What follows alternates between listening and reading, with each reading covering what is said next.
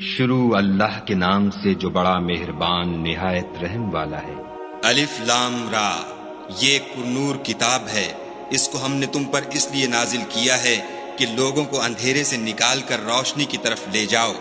یعنی ان کے پروردگار کے حکم سے غالب اور قابل تعریف خدا کے رستے کی طرف، وہ خدا کہ جو کچھ آسمانوں اور زمین میں ہے سب اسی کا ہے، اور کافروں کے لیے عذاب سخت کی وجہ سے خرابی ہے۔ جو آخرت کی نسبت دنیا کو پسند کرتے اور لوگوں کو خدا کے رستے سے روکتے اور اس میں کجی چاہتے ہیں، یہ لوگ پرلے سرے کی گمراہی میں ہیں۔ اور ہم نے کوئی پیغمبر نہیں بھیجا مگر اپنی قوم کی زبان بولتا تھا تاکہ انہیں احکام خدا کھول کھول کر بتا دے۔ پھر خدا جسے چاہتا ہے گمراہ کرتا ہے اور جسے چاہتا ہے ہدایت دیتا ہے، اور وہ غالب اور حکمت والا ہے۔ اور ہم نے موسیٰ کو اپنی نشانیاں دے کر بھیجا کہ اپنی قوم کو تاریکی سے نکال کر روشنی میں لے جاؤ اور ان کو خدا کے دن یاد دلاؤ، اور اس میں ان لوگوں کے لیے جو صابر و شاکر ہیں قدرت خدا کی نشانیاں ہیں۔ اور جب موسیٰ نے اپنی قوم سے کہا کہ خدا نے جو تم پر مہربانیاں کی ہیں ان کو یاد کرو، جب کہ تم کو فرعون کی قوم کے ہاتھ سے مخلصی دی، وہ لوگ تمہیں بڑے عذاب دیتے تھے اور تمہارے بیٹوں کو مار ڈالتے تھے، اور عورت ذات یعنی تمہاری لڑکیوں کو زندہ رہنے دیتے تھے، اور اس میں تمہارے پروردگار کی طرف سے بڑی سخت آزمائش تھی۔ اور جب تمہارے پروردگار نے تم کو آگاہ کیا کہ اگر شکر کرو گے تو میں تمہیں زیادہ دوں گا، اور اگر ناشکری کرو گے تو یاد رکھو کہ میرا عذاب بھی سخت ہے۔ اور موسیٰ نے صاف صاف کہہ دیا کہ اگر تم اور جتنے اور لوگ زمین میں ہیں سب کے سب ناشکری کرو تو خدا بھی بے نیاز اور قابل تعریف ہے۔ بھلا تم کو ان لوگوں کے حالات کی خبر نہیں پہنچی جو تم سے پہلے تھے، یعنی نوح اور عاد اور سمود کی قوم، اور جو ان کے بعد تھے، جن کا علم خدا کے سوا کسی کو نہیں۔ جب ان کے پاس پیغمبر نشانیاں لے کر آئے تو انہوں نے اپنے ہاتھ ان کے منہوں پر رکھ دیے کہ خاموش رہو، اور کہنے لگے کہ ہم تو تمہاری رسالت کو تسلیم نہیں کرتے، اور جس چیز کی طرف تم ہمیں بلاتے ہو ہم اس سے قوی شک میں ہیں۔ ان کے پیغمبروں نے کہا، کیا تم کو خدا کے بارے میں شک ہے جو آسمانوں اور زمین کا پیدا کرنے والا ہے؟ وہ تمہیں اس لیے بلاتا ہے کہ تمہارے گناہ بخشے اور فائدہ پہنچانے کے لیے ایک مدت مقرر تک تم کو مہلت دے۔ وہ بولے کہ تم تو ہمارے ہی جیسے آدمی ہو،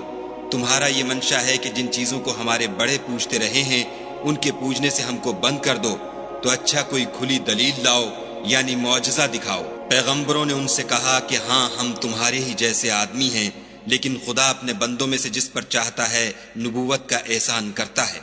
اور ہمارے اختیار کی بات نہیں کہ ہم خدا کے حکم کے بغیر تم کو تمہاری فرمائش کے مطابق معجزہ دکھائیں،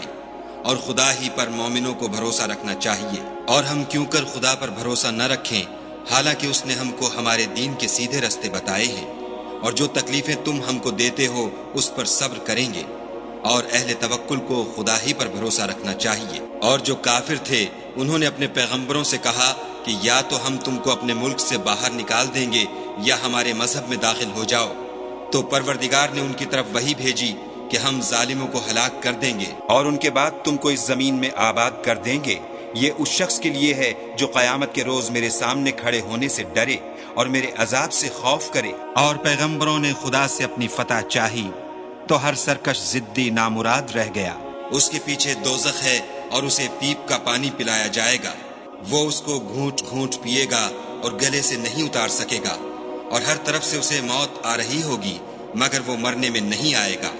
اور اس کے پیچھے سخت عذاب ہوگا۔ جن لوگوں نے اپنے پروردگار سے کفر کیا ان کے اعمال کی مثال راکھ کی سی ہے کہ آندھی کے دن اس پر زور کی ہوا چلے اور اسے اڑا لے جائے۔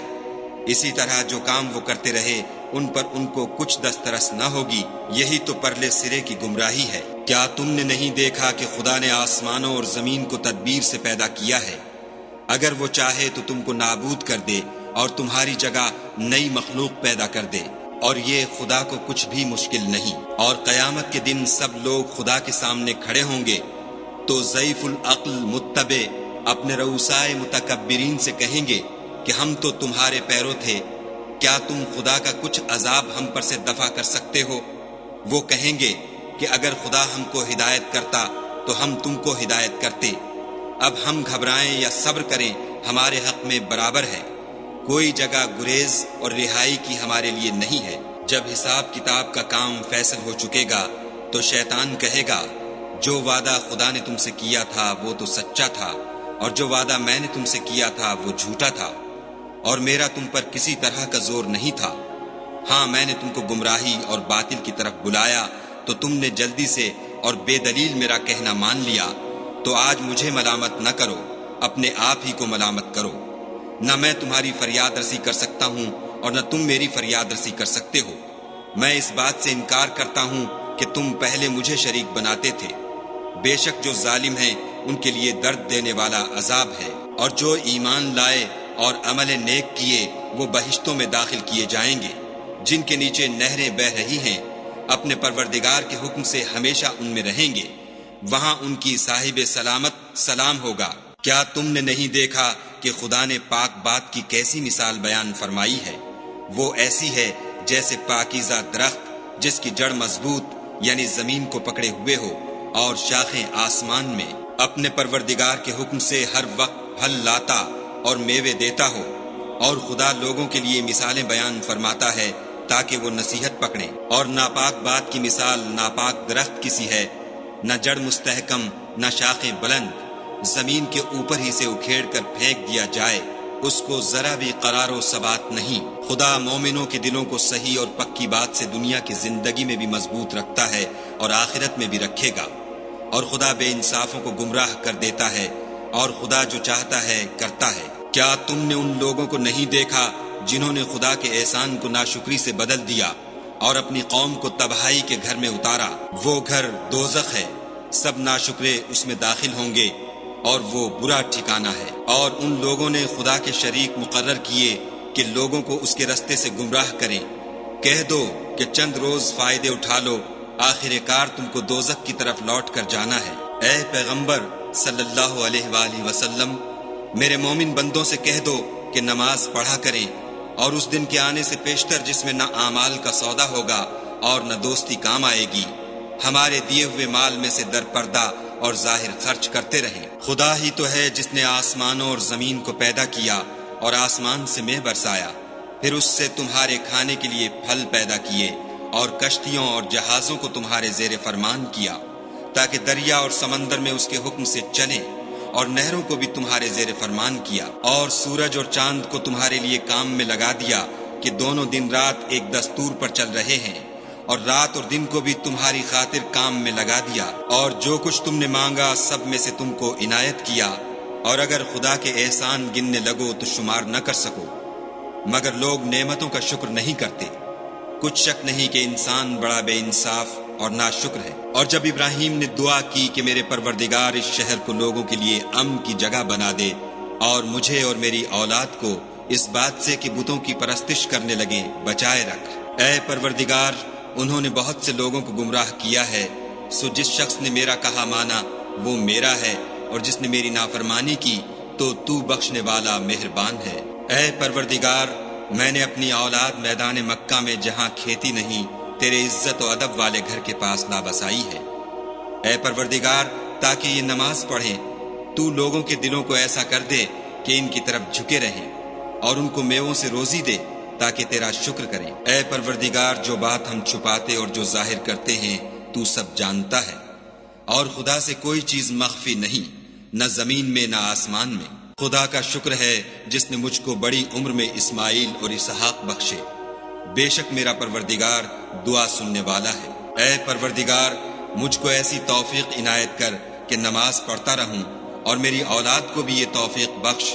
اے پروردگار، میری دعا قبول فرما۔ اے پروردگار، حساب کتاب کے دن مجھ کو اور میرے ماں باپ کو اور مومنوں کو مغفرت کیجو۔ اور مومنوں، مت خیال کرنا کہ یہ ظالم جو عمل کر رہے ہیں خدا ان سے بے خبر ہے،